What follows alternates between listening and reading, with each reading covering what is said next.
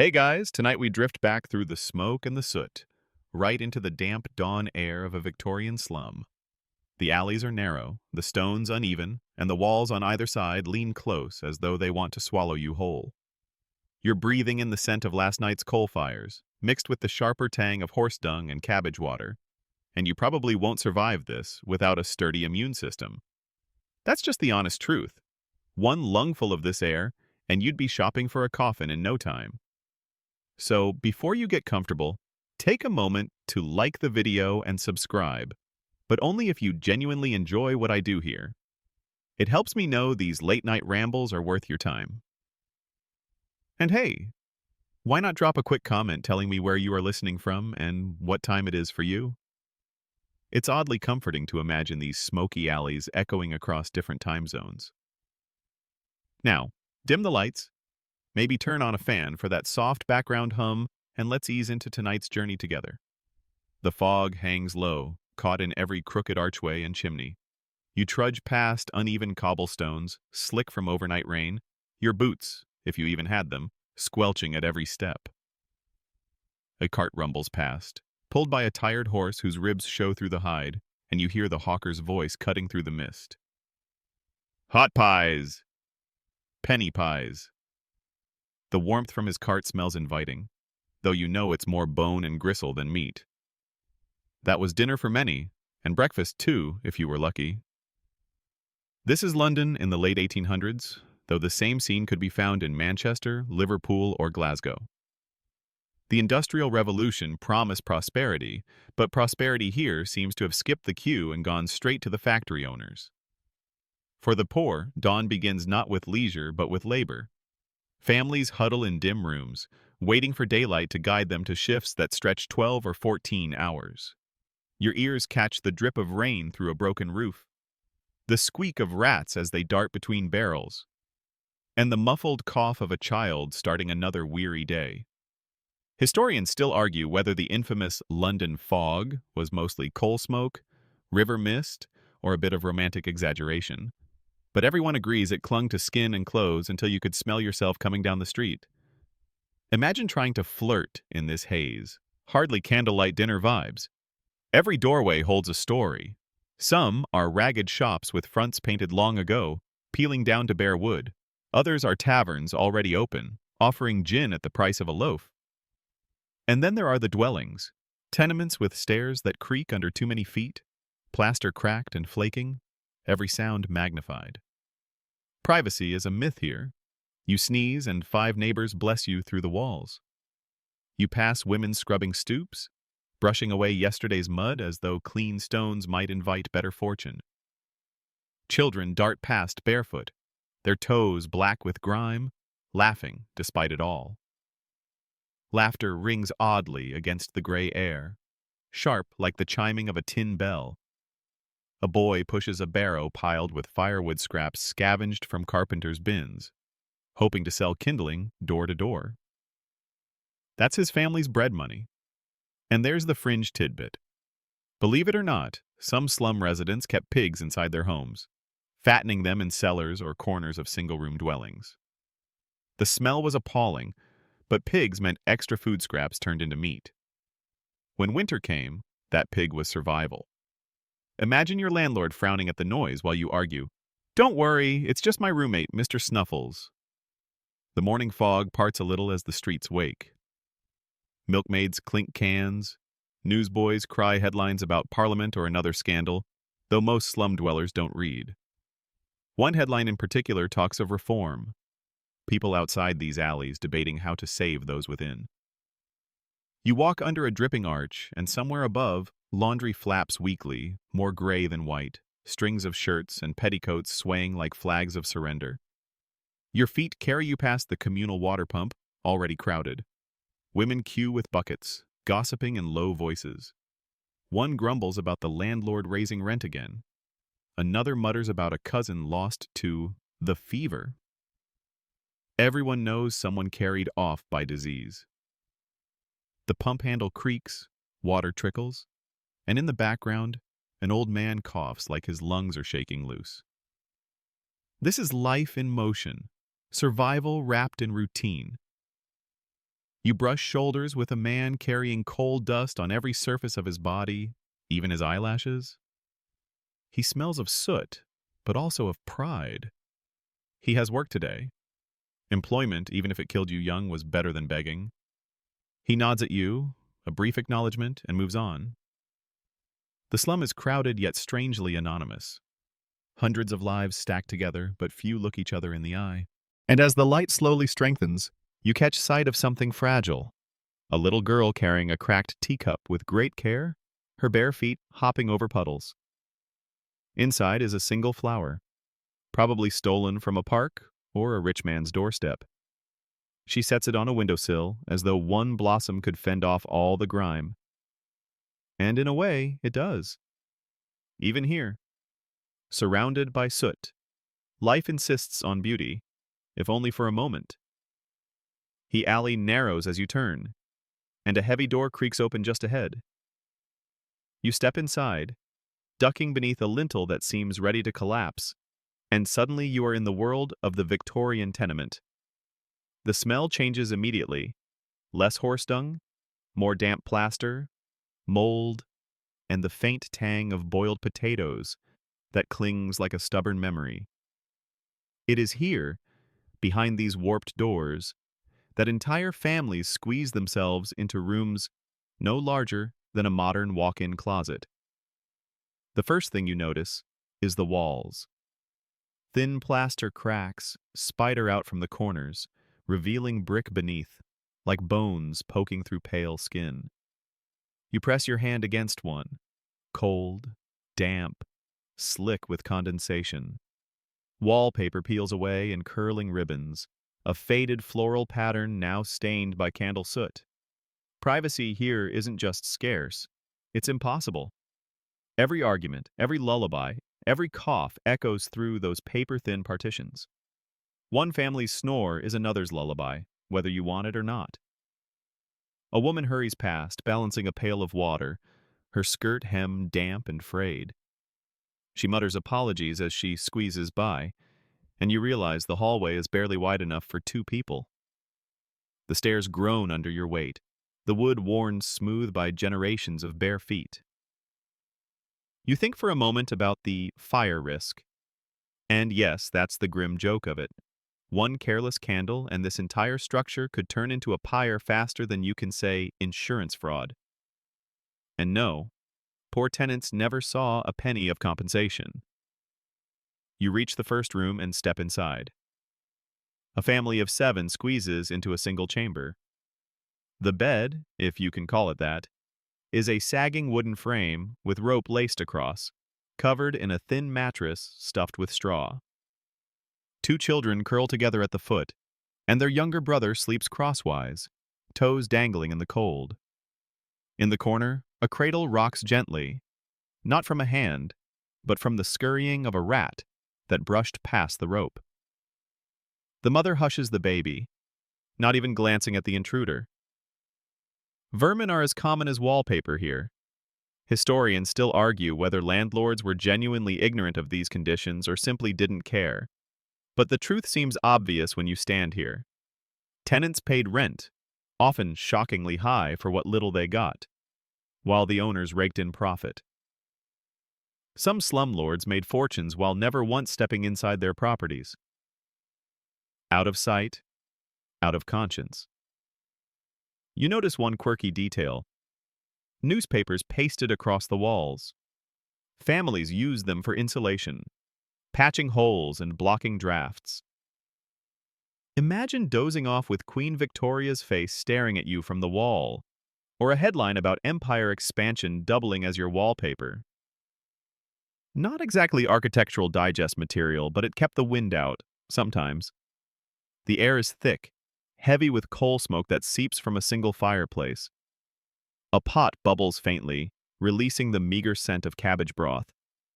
You can't help but imagine the endless repetition of that meal, night after night, until even your dreams smell like boiled greens. And still, you'd eat gratefully, because hunger gnawed at every belly here. A girl about 10 years old sits at the table, polishing boots for a few pennies. She hums softly, though her song is muffled by the rasp of cloth on leather. Her younger brother plays nearby with a wooden spool tied to a string, his only toy. The sound of joy, however small, floats in the gloom like sunlight through dirty glass. You step into the next dwelling, and the story repeats with slight variations. More children, fewer blankets, an old grandmother in the corner wheezing, her breath rattling like the final tick of a clock. The floorboards sag where too many feet have shuffled across. A single candle flickers, the wax dribbling onto the table, forming a stalactite of hardened drips. Then you notice a peculiar scent, something sharp, chemical. A bottle of cheap disinfectant sits on a shelf. Families clung to such products, convinced they kept away miasmas, the bad air blamed for disease. Some even hung herbs or garlic by the window, hoping to ward off cholera.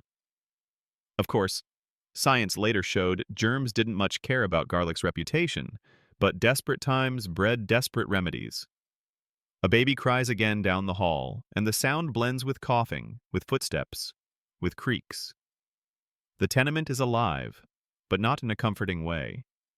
It thrums with noise, vibration, with the sense that life here is pressed into too small a container, like steam straining against the lid of a pot. And yet, against the odds, you notice small acts of pride. A shawl folded neatly, a jug of flowers, though wilted, placed center on a table. A scrap of lace tacked across a window. Even in such crushing poverty, beauty was claimed where it could be, as if to insist, we are more than this grime. You lean against the stair rail as you descend again. It wobbles dangerously, but you steady yourself. Behind you, a child giggles at something unseen, and the sound echoes down the dark stairwell like a defiant bell. Life continues, even here, behind doors that creak but never quite collapse. The tenement door slams behind you, and the morning clatter pulls you back out into the streets. The fog has lifted a little, replaced by the sharper scent of coal smoke curling from chimneys. It's not peaceful, though. It's the hour when the slum stirs into motion. You hear boots pounding, wooden clogs clattering, and the shuffle of bare feet heading toward work. Labor waits, and no one dares be late. You follow the flow of bodies. Children as young as 6 trail behind their parents, carrying bundles of tools or lunches wrapped in rags. One boy struggles to balance a basket of half-stale bread loaves, his small frame almost bent double. Beside him, his sister clutches a tin pail that rattles with the sound of nails and hammers. Her day's work will be at a carpentry shop, though she won't be paid more than a few pennies. Childhood, here, is swallowed whole by industry. The factories loom ahead, dark silhouettes against the pale sky. Tall brick chimneys belch smoke that merges with the morning haze, blotting out even the weak sun. You can almost taste the soot as it settles on your tongue, gritty and bitter. Inside, the air will be worse, hot, choking, filled with dust. And still, these are the places where slum dwellers earn their survival. One mainstream historical fact hits you like a hammer. By the mid-19th century, Britain's factories ran on child labor. Nearly 1 in 5 textile workers was under the age of 13. Imagine your average third grader tending a machine with spinning gears sharp enough to take off a hand, and you'll see how grimly normal it was. Parliament passed laws to restrict hours, but enforcement was laughable. Inspectors were rare, and foremen had tricks for hiding underage workers when officials came knocking. The clang of metal fills the air as you step into a foundry yard. Sparks burst from hammers striking hot iron, glowing embers drifting like fireflies. Men with blackened faces heave against heavy molds, their muscles straining. The heat sears your skin even from a distance. A boy no taller than your shoulder scurries by, carrying a bucket of water that sloshes dangerously. He's not here for education. He's here because his family can't eat without his wages. And then comes the fringe tidbit.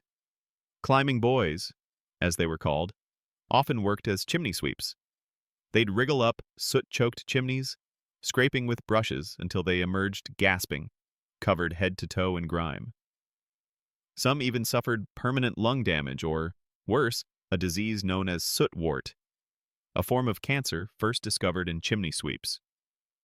Imagine explaining that job title on a dating profile. Professional chimney wriggler, risk of spontaneous combustion included. You follow a group into a textile mill. The roar is immediate. Machines rattling, gears spinning, belts slapping. The sound is so loud you feel it in your chest. Rows of looms stretch into the distance, each attended by a gaunt figure hunched in concentration. The air is filled with lint, tiny fibers floating in the beams of dusty light. Workers cough, but no one dares stop weaving. A moment's pause could mean dismissal. Historians still argue whether the working class had more solidarity than division. Did neighbors band together in fierce loyalty, or did desperation breed mistrust? Standing here, you feel both forces tugging. On one hand, a worker quietly guides a child's hands away from a dangerous cog.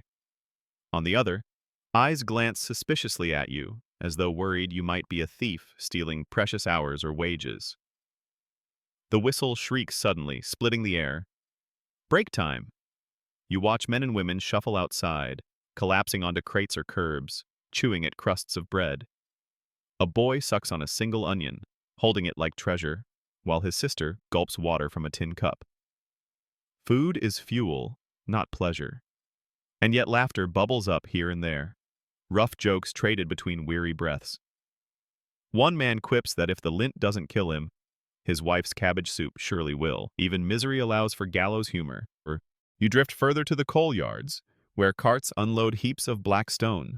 Workers shovel endlessly, the air thick with dust. Their skin shines with sweat, their hair plastered flat, their eyes squinting through the haze. Coal dust creeps into every fold of clothing, every pore of skin. A single spark could turn the heap into an inferno, but no one dares slow down. Wages are counted by cart, and every shovelful means survival. Not all labor is industrial. On the streets, women hawk flowers, oranges, or matches, their cries competing with the roar of traffic. A girl no older than 8 shouts, "Matches! Buy your matches!" Her basket is nearly empty, but you suspect she'll carry the unsold sticks back home, where they'll be burned for heat. That's her profit margin. Nothing but smoke. The day grinds forward. The children's shoulders slump, the adults' faces harden, and the streets keep swallowing the weary tide of bodies. In every factory, workshop, and yard, the rhythm is the same. Clang, grind, shuffle, cough. Hours melt into each other like drops of sweat until night falls and the workers stumble back to their tenements. And you, trailing their weary steps, know you've only tasted the beginning of the day's wait.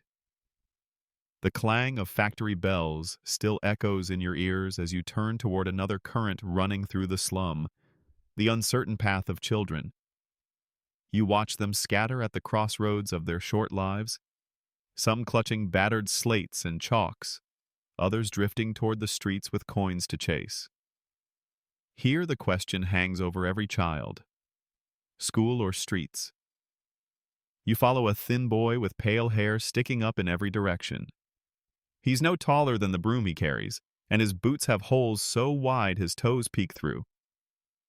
He's headed toward a ragged classroom tucked into the side of a church. The sound of voices drifts through the open doorway. Children chanting their alphabet, though many stumble, more familiar with market cries than letters. Inside, the desks are rough planks on trestles. Ink stains mark the surface like scars. The teacher, stern but exhausted, waves a stick not so much as a weapon, but as a reminder to pay attention. On the blackboard, crooked handwriting spells out, "God is good." The boy squints, mouthing the words, his lips moving silently. His hunger competes with his lesson. One mainstream historical fact. By the 1870s, Britain introduced compulsory elementary education, at least in theory.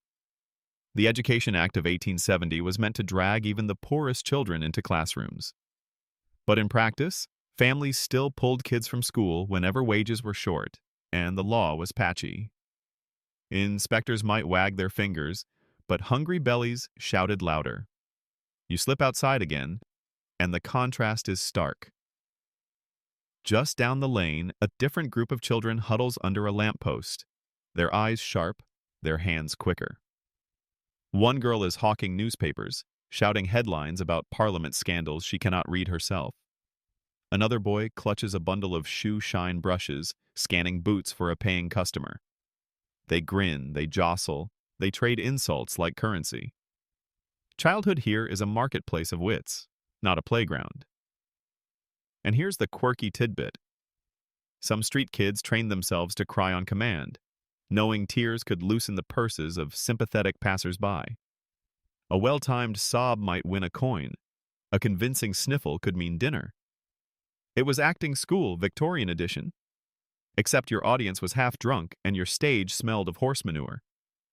Historians still argue whether these street trades gave children a kind of independence or doomed them to lifelong poverty. Was the newsboy who sold 1,000 papers on Fleet Street learning grit? Or just trapped in the same rut his father knew? From your place in the shadows, you can't tell. You just see small figures hustling harder than most adults today would ever imagine. The classroom bell clangs and pupils spill into the yard. Their voices rise, high and thin, like birds chattering. One girl skips rope made of frayed string, chanting a rhyme. Another scribbles numbers in chalk on the stone wall, determined to master sums before hunger distracts her again. The teacher watches with tired pride, though he knows many of them will vanish before the week is out, pulled back into labor. You trail one boy as he leaves. He's torn between both worlds, his slate still tucked under one arm, but his other hand reaching for a bundle of matchboxes from a shopkeeper. His mother waits at home, and if he sells well, they'll eat. If not, the slate might have to go. That's the knife-edge balance of a Victorian childhood. Mainstream fact. Icelandic justice, like much of medieval Europe, relied heavily on punishments of public shame, stocks, pillories, and scolding benches, because prisons didn't exist in the modern sense. Historians still argue whether such punishments actually deterred crime or merely entertained bored neighbors. The man shifts, trying to hide his face, but there's nowhere to turn. A child giggles and tosses a clump of snow at him. It smacks his tunic, scattering into his lap. His jaw tightens, but he says nothing. A group of women, passing with wicker baskets of fish, pause, whispering loudly enough for all to hear about men who can't keep their hands off what isn't theirs. Their words sting sharper than the cold. Quirky tidbit. Some sagas tell of punishments that involved sitting on the Nidstol, a special seat of shame, often used for those accused of cowardice or adultery. Imagine a medieval naughty chair, except the whole village shows up to watch. The man's breath fogs in front of him as the hours drag by. He sneezes, then groans when someone mocks him for catching a cold as punishment's bonus feature. Farmers walk past on their way to tend sheep, shaking their heads in disapproval. A group of boys dare each other to get close, tugging at his hair before running away, squealing with laughter. Even dogs sniff and bark, adding to the indignity. By noon, the wind sharpens, slicing through cloaks and skirts. You stamp your feet to keep warm, but the man in the stocks has no such relief. His fingers grow numb, his cheeks redden, and a trickle of tears slips down, though whether from cold or humiliation, you can't tell. The punishment works not because of the wood, but because of the eyes. Neighbors, kin, strangers, all seeing him small. At one point, an old woman in a teal shawl approaches. She sets down her basket and presses a piece of bread into his hand. For the hunger, not the shame, she mutters, before walking away. The kindness surprises you, a tiny spark of humanity amid the jeers. As the day wanes, the constables finally release him. His joints creak as he stumbles free, rubbing at his neck and wrists. No blood, no broken bones, but the damage is visible all the same. People will remember seeing him bent low in the stocks long after the bruises fade. You step away with the crowd, your breath misting as gossip swirls. Some chuckle at his discomfort, others shake their heads solemnly.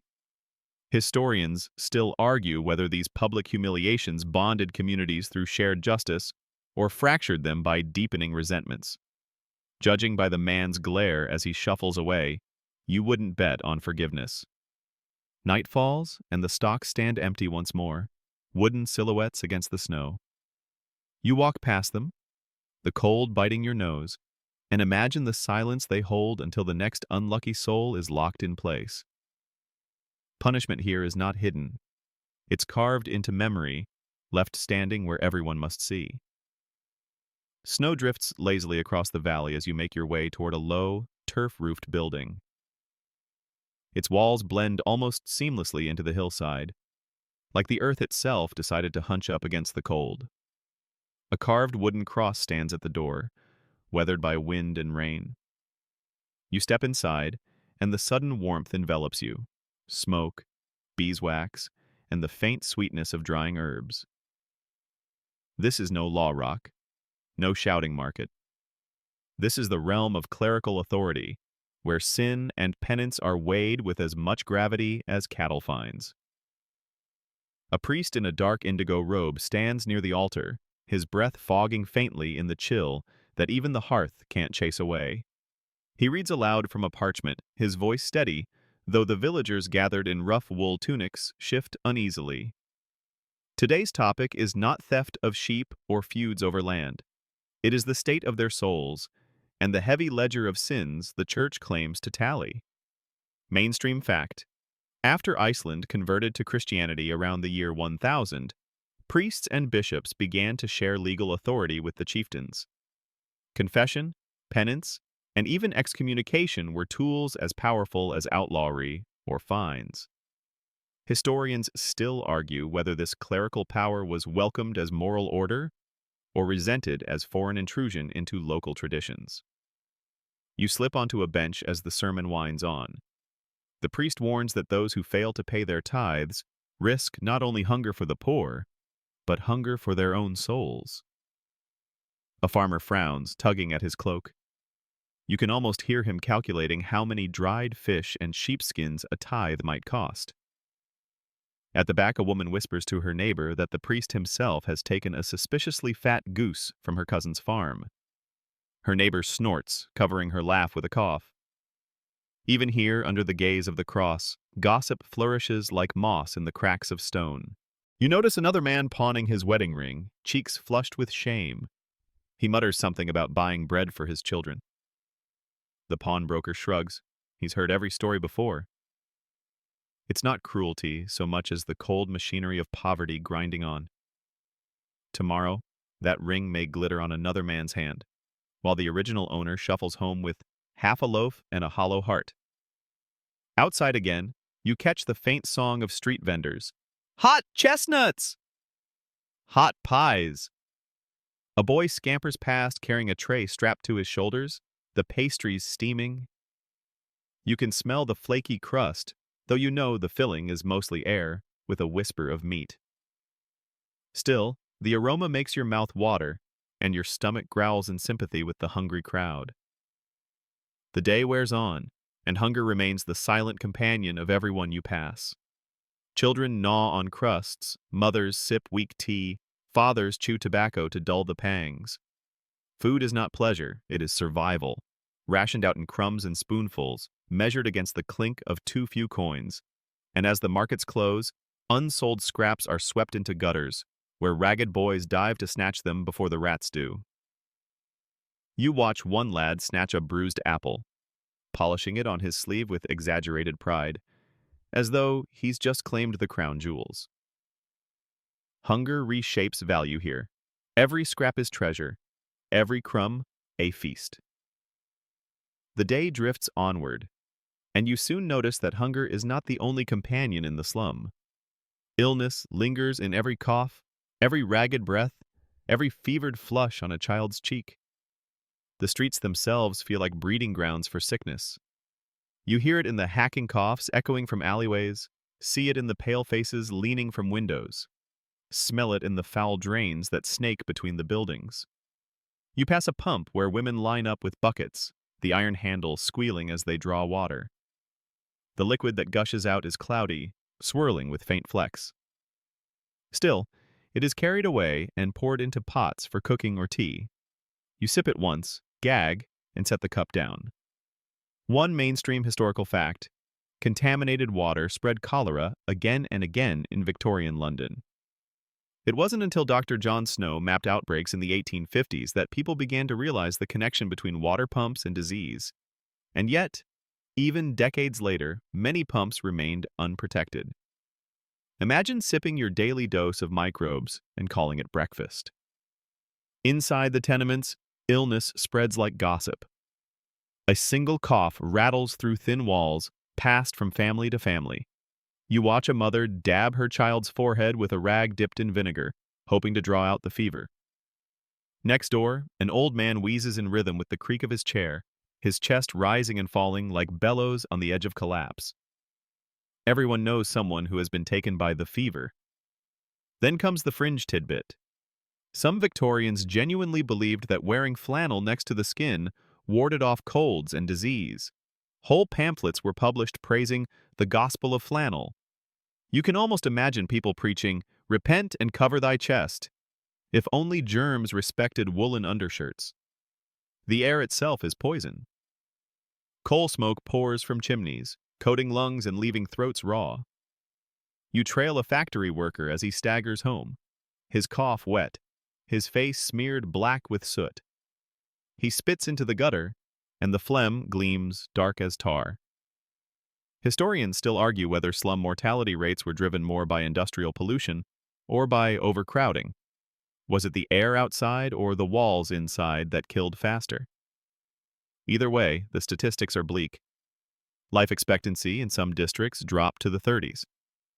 Imagine hitting your midlife crisis at 28. Doctors are scarce here, and when they appear, their remedies border on comedy. You peek into a dingy apothecary's shop. Shelves lined with colored bottles, powders, and tonics.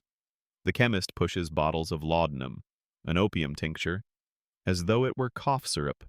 Children, adults, the elderly, everyone drinks it to quiet pain. It soothes for a while, but addiction creeps silently, making the cure worse than the sickness. A poster flaps on the wall outside. Try Dr. Bostock's Lung Elixir.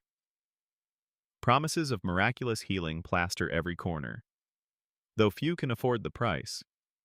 Inside the tenements, cheaper cures circulate, onions tied around the neck, mustard plasters slapped on chests, leeches applied to draw out bad blood. You wince, but then again, when official medicine fails, even garlic necklaces start sounding reasonable. You step into a cramped room where a child lies bundled in blankets, sweat dripping down his forehead. His mother fans him with a scrap of cardboard, whispering prayers. The air is heavy, the smell sour. She glances at you with hollow eyes, as though asking if you have an answer. You don't. Few did. And in the next room, another mother hums to a baby coughing in syncopated rhythm, a lullaby underscored by disease. Outside again, you pass by the ragged outlines of fever vans, black carts sent to carry the sick to isolation hospitals. Neighbors watch nervously as a patient is loaded inside, whispering that no one who leaves ever comes back. The stigma of disease is nearly as heavy as the illness itself. Some families even hid their sick members, fearing eviction or separation. Better to suffer quietly than risk the shame. The city authorities argue endlessly over solutions. Some demand better sanitation, others shrug, blaming the poor for their own plight. Historians still argue whether reform came from genuine compassion or the fear that disease might creep into richer districts.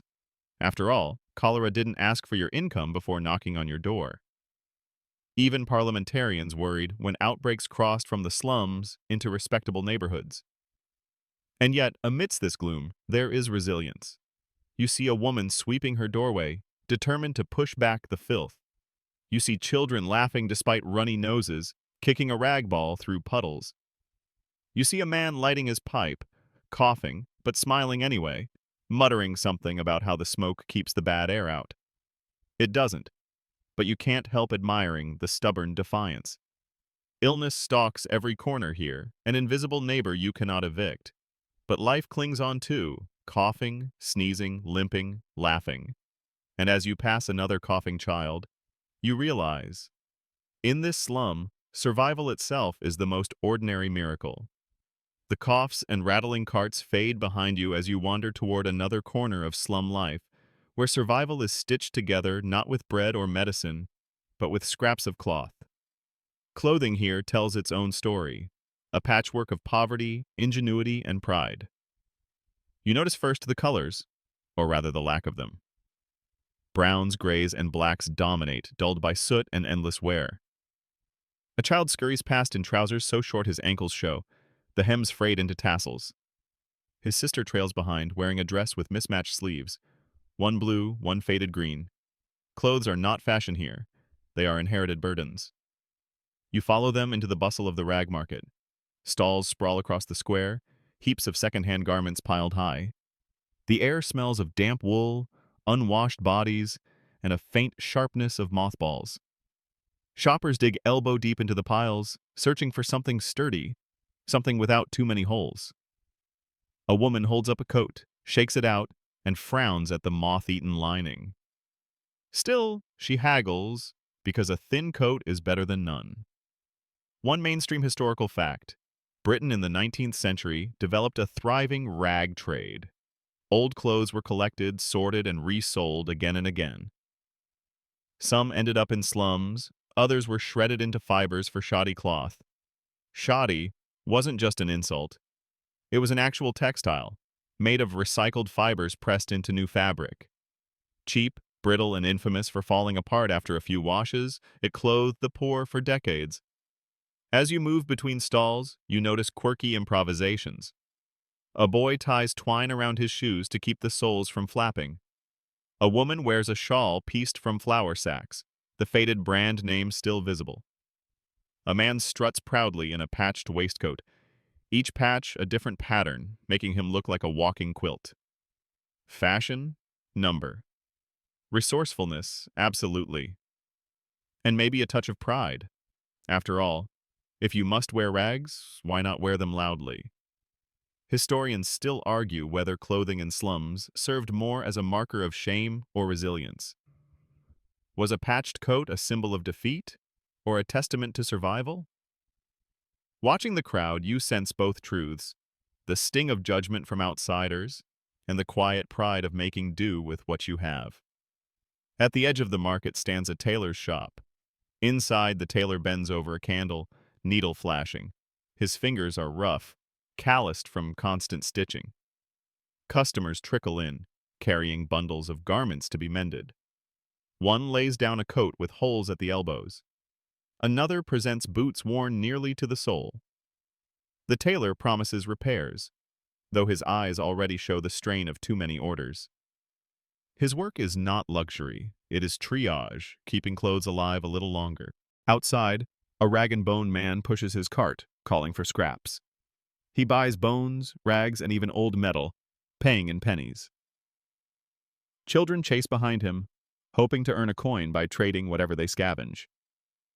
Rags will end up in the mills, bones in glue factories, and the cycle turns again. Poverty wastes nothing.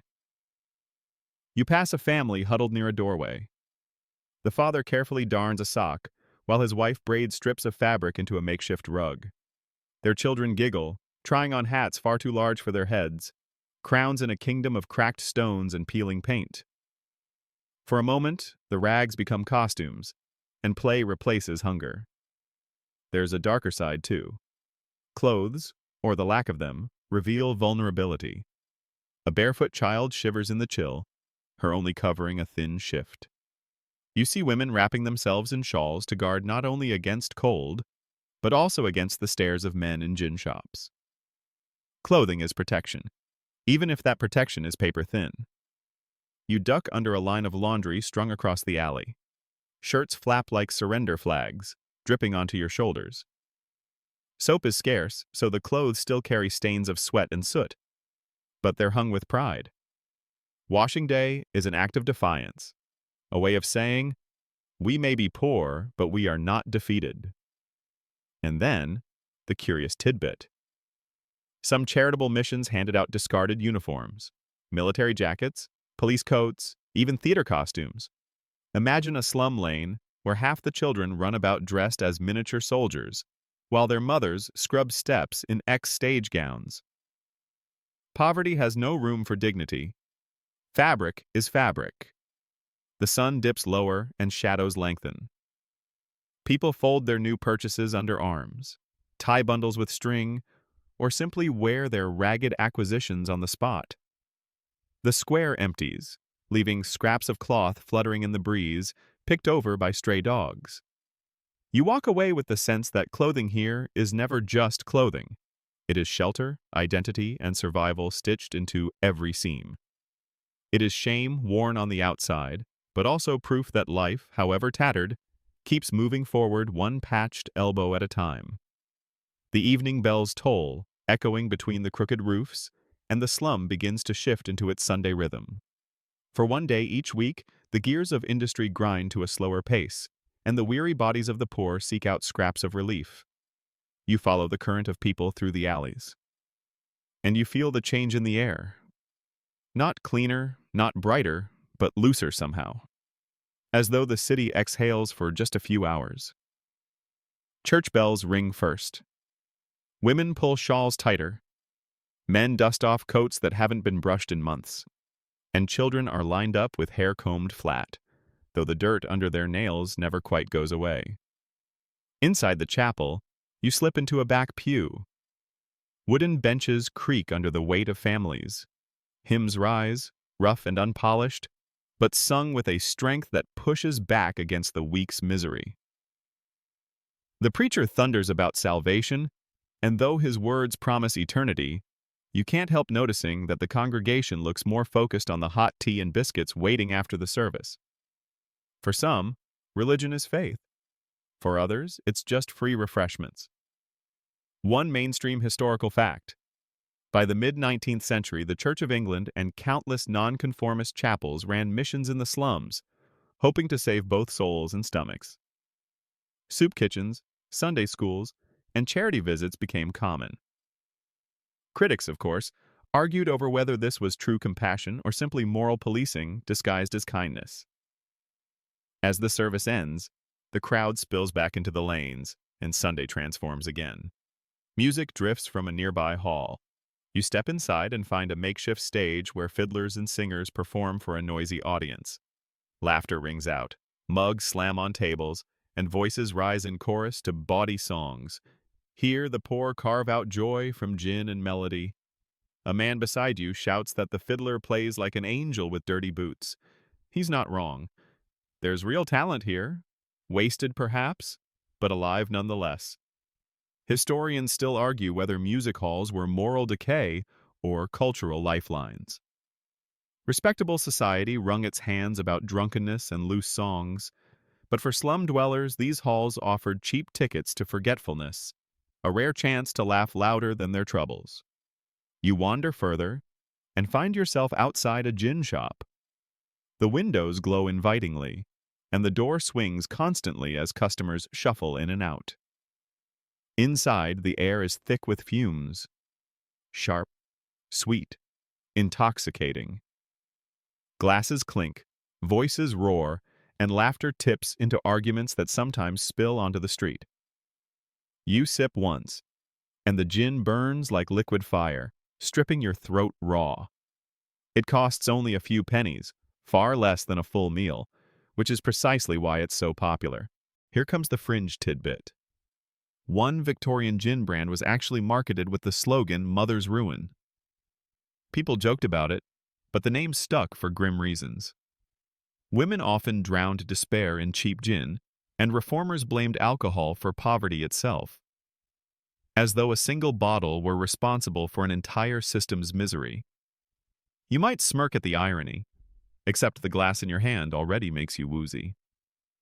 Outside, the streets are alive in their own way. Children play skipping games, chanting rhymes passed down through generations. Boys kick a rag ball through puddles, their laughter sharp against the night. Couples stroll arm in arm, sharing a crust of bread or a borrowed joke. Even the tired faces soften, as though Sunday lends them permission to be human again. You notice small gatherings in alleys, neighbors sharing scraps, men puffing clay pipes, women exchanging gossip. One family sits on the stoop with a fiddle, the father playing while children clap along. The tune is crooked but cheerful, carrying above the noise of the street. For a moment, the slum feels like a village, dirty, crowded, but bound by shared rhythm. And yet, Sunday is not entirely carefree.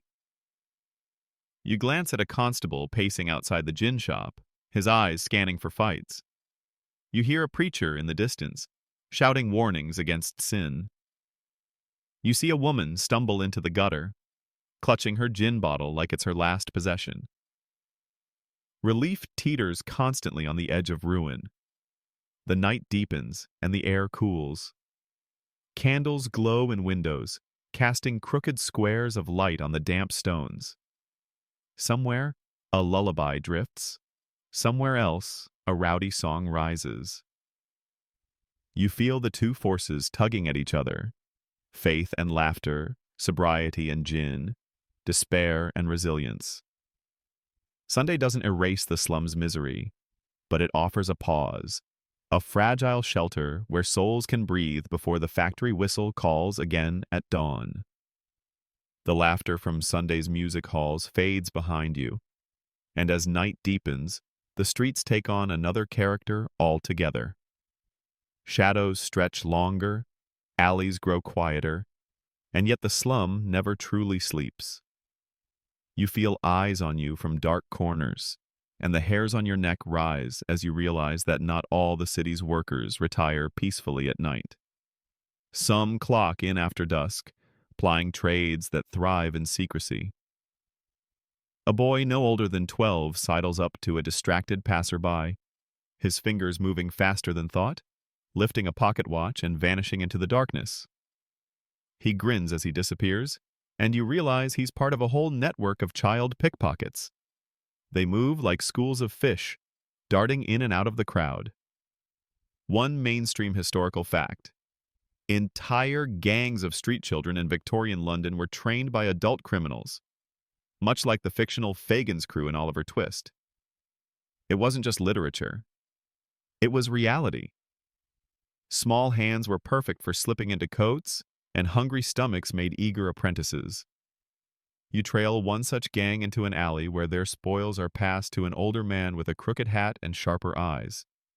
He claps a boy on the shoulder, then flicks a coin at him. Payment made, loyalty bought. The shadows swallow them all again. Further down, the mood grows darker. You pass a group of young men leaning against a wall, their caps pulled low. They're part of a slum gang, territorial, restless, quick with fists and knives. Their slang drifts toward you in fragments, sharp as broken glass. They boast of fights won and jobs pulled, daring one another into louder bravado.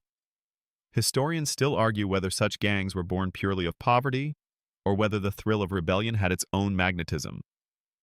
Either way, you don't linger long. And then comes the quirky tidbit. Rescue societies also prowled these streets at night, determined to save souls one by one. You catch sight of a group of stern-faced men and women in black coats, tracts in hand, who descend on a cluster of young girls outside a gin shop. They press pamphlets about virtue and redemption into reluctant hands, offering prayers instead of pennies. Some girls nod politely, others roll their eyes, slipping away the moment backs are turned. Imagine trying to hand out inspirational flyers at a nightclub today. You'd get about the same reception.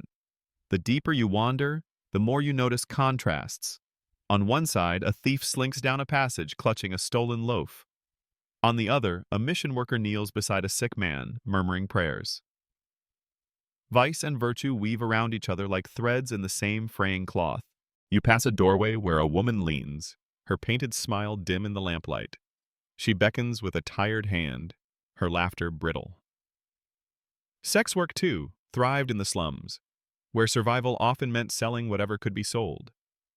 Reformers railed against fallen women, while customers kept the trade alive night after night. The hypocrisy hangs heavy in the fog, as sharp as the smell of gin on the breath of men stumbling by. A constable rounds the corner, truncheon tapping against his leg. He eyes the groups with suspicion, but doesn't intervene unless absolutely forced. The law in these streets is more about show than action. Too many crimes, too few officers. Besides, the slum has its own justice, swift and brutal. Cross the wrong gang, and you may not see daylight again. The night deepens further. Lanterns flicker. Rats scurry. Footsteps echo. A baby cries from an upstairs window, blending with drunken shouts. Somewhere a fiddle plays, eerie in its isolation. You catch sight of a man running, clutching something under his coat. A shout of, "Stop thief!" echoing behind him. No one moves to help. Survival here means minding your own business. Historians still argue whether slum crime was exaggerated by middle-class journalists hoping to stir outrage, or whether it was truly as rampant as the newspapers claimed. The truth, as always, probably lies in between. For the people who lived here, crime wasn't an abstract debate. It was the knock on the door, the missing coin, the bruise on the arm. And yet, amidst the fear, there are flickers of solidarity. You see neighbors gather when a drunk collapses, lifting him out of the gutter before he's trampled. You see a boy share a stolen loaf with his younger sister, both of them chewing hungrily in the shadows. Even the gangs, for all their menace, form bonds stronger than many families. The night is thick now, silence broken only by the creak of shutters and the distant roar of the river. You stand still for a moment, the air cold against your face, and realize that the slum at night is not just dangerous. It is alive in a different way register, humming with secrets, bargains, sins, and salvations. By dawn, many of these figures will vanish into the fog, leaving only footprints in the mud and echoes in memory. Dawn creeps pale and sluggish across the rooftops, and as the streets begin to stir again, another current of noise winds through the slum. Not the clang of factory bells, not the cries of hawkers, but the chatter of reform. You drift closer, and the words roll over you. Debates, promises, anger, pity. Everyone has an opinion about the slums, though not everyone has to live in them. At the corner, a group of well-dressed visitors trudge behind a guide. Their shoes gleam, their collars are starched, and they clutch handkerchiefs to their noses as though the air itself were poisonous. These are slum tourists, middle-class men and women who come to gawk at poverty as though it were a theater show. You watch one lady point at a barefoot child, her face a mixture of horror and fascination. She whispers to her companion, who nods gravely, then scribbles notes for a dinner party anecdote later. One mainstream historical fact: such slumming tours were common by the 1880s. Journalists, philanthropists, and even curious aristocrats paid guides to lead them through the narrow alleys, all in the name of education or entertainment. They returned home shaken, sometimes inspired to campaign for reform, sometimes merely thrilled to have sampled danger at arm's length. You follow one group into a tenement yard. The tenants watch with blank stares, neither welcoming nor hostile, just weary of being displayed like specimens. A man mutters under his breath, too low for the visitors to hear, but sharp enough for you to catch. "We are not animals in cages." Still, the tourists peer into doorways, gasp at the damp walls, and hurry away, clutching their gloves. A few streets over, you stumble into a heated discussion between reformers. One man thunders about the need for better housing laws, his arms waving so wildly he nearly topples his hat. Another counters that charity breeds laziness, insisting the poor must lift themselves up. Their debate echoes down the street, bouncing off peeling brick like a tennis match of rhetoric. Historians still argue whether these reform efforts were driven by genuine compassion, social control, or a cocktail of both. Here comes the quirky tidbit. Some reformers actually staged model dwellings, pristine apartments built to demonstrate how the poor could live if only they were tidy and sober. Visitors walked through these spotless rooms, nodding at the neat curtains and polished stoves. Of course, no one mentioned that rent for such model homes was often far higher than a slum family could afford. It was like showing someone a cake while telling them to be satisfied with cabbage. Journalists also play their part. You hear the scratch of pens as reporters jot descriptions of dark alleys, feverish children, and gin shops overflowing. The next day, their stories will splash across newspapers, stirring outrage among readers who may never set foot in these streets. Some articles push for reform. Others exploit misery for sensational headlines. "The black holes of London," one headline might scream, while the poor who live there simply call it home. You overhear landlords defending themselves at a meeting in a nearby hall. One insists his tenants are ungrateful, that he provides shelter at reasonable cost, ignoring the leaks, the rot, the overcrowding. Another waves rent books, pointing out punctual payments as proof of satisfaction. Their words float like smoke, filling the room with a haze of self-justification. You want to laugh, except the tenants outside aren't laughing. And yet reform does inch forward. Sanitation laws creep onto the books. Housing acts tentatively nibble at overcrowding. Inspectors occasionally stomp through with clipboards. But enforcement is patchy, and slumlords find loopholes faster than laws can close them. You see one inspector stride down the street, measuring walls with a tape, scribbling figures, frowning. Behind him, a landlord smirks, already planning to shuffle tenants just enough to dodge penalties. The slum itself seems almost amused by the fuss. Children still play in gutters, women still scrub steps, men still hawk labor in the morning. Life doesn't wait for reform debates. It grinds on, patched together day by day.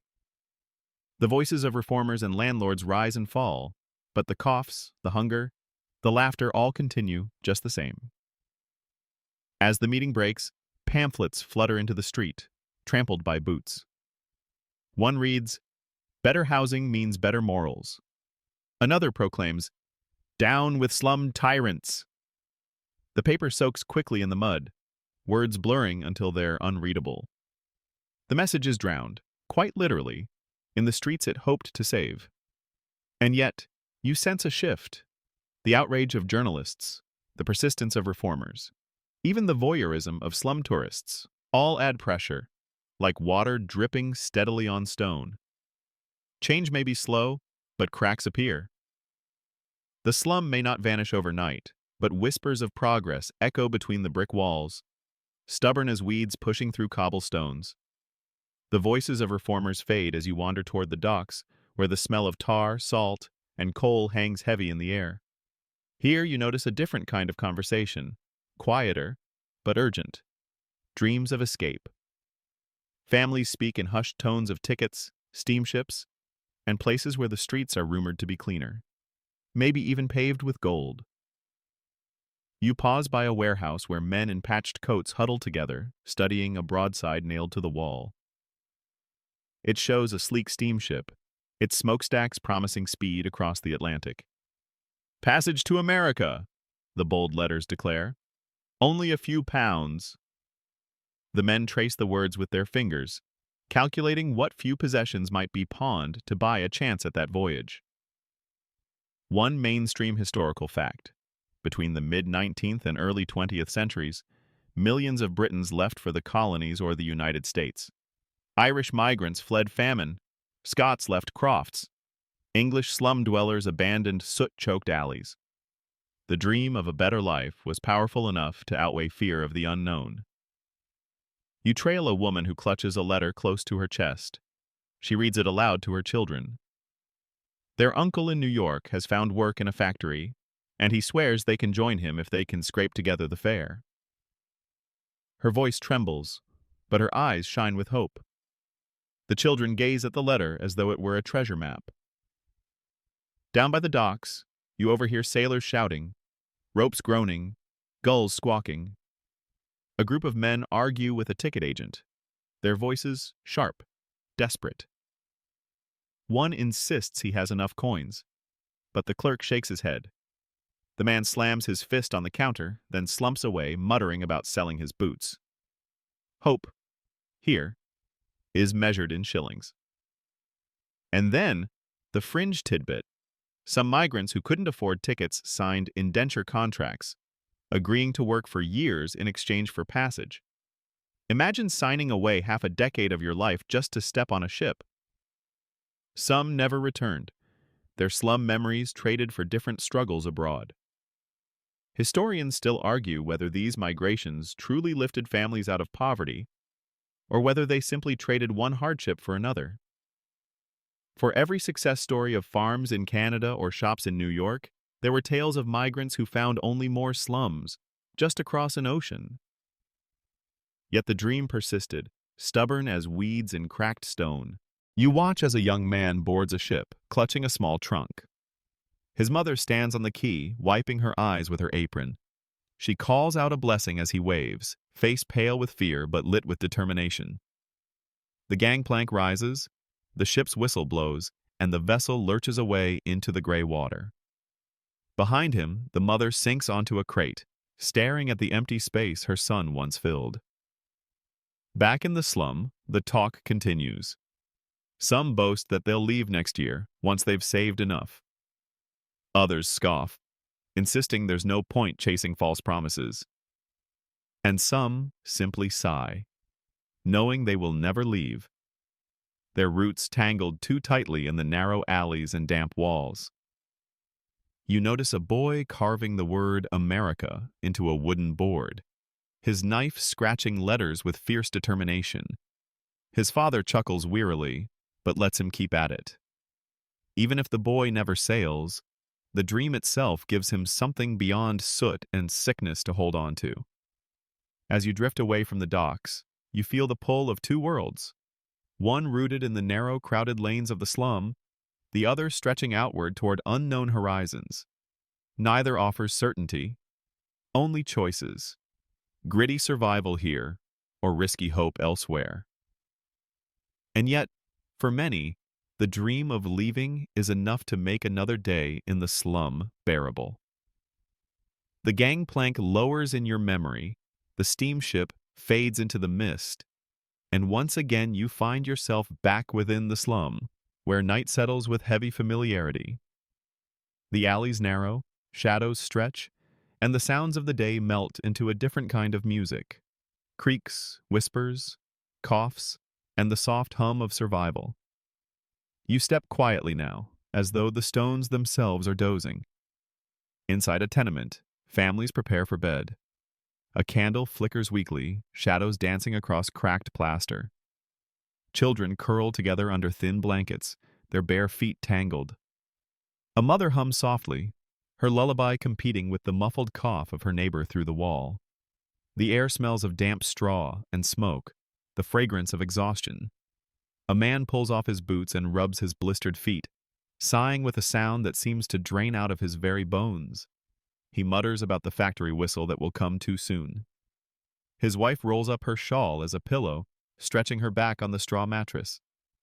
They do not speak of dreams, only of rest. You drift into another room where two children whisper in the dark. One tells a story about a prince with golden shoes who never has to sweep chimneys. The other giggles, though her laugh turns into a wheeze. Fairy tales are a kind of medicine here. Thin, but better than none. One mainstream historical fact. Reports from reformers often described slum nights as louder than the day. With so many people crammed into so little space, quiet was rare. The groan of floorboards, the crying of infants, the clatter of chamber pots being emptied, all blended into a restless lullaby. Imagine trying to fall asleep to a symphony of coughs, snores, and dripping leaks. And yet, even here, Small acts of tenderness survive. A father tucks the edge of a blanket tighter around his son. A grandmother strokes a child's hair until his breathing steadies. A mother folds her hands in silent prayer, her lips moving against the dark. The quirky tidbit? Some tenement rooms doubled as workplaces at night. You pass a weaver crouched over a loom, clacking threads long after sunset. A tailor stitches by candlelight, his needle flashing as others sleep around him. Bed and workshop blurred. Rest and labor shared the same narrow space. Sleep was a luxury often postponed until exhaustion demanded it. Historians still argue whether the poor found community in these crowded nights, or whether constant noise frayed bonds further. Were they bound together by necessity, or pushed apart by lack of space? Listening closely, you can almost hear both answers layered in the soundscape. Laughter mingled with arguments, comfort stitched with resentment. The night deepens. Outside, footsteps echo faintly. A drunk stumbles home. A cart rattles by carrying refuse. Somewhere, a fiddle scratches a tune, thin but steady. Somewhere else, a baby wails, only to be soothed back into silence. The slum does not sleep. It drifts in and out of uneasy dozes, a great body tossing and turning on a mattress of stone and straw. You sit on a low stoop, feeling the cold seep into your bones. Your eyelids grow heavy, lulled by the rhythm of distant coughs and the murmurs of neighbors telling stories to stave off the dark. And as your head dips, you realize the slum has rocked you into its own strange lullaby, rough, grim, but undeniably human.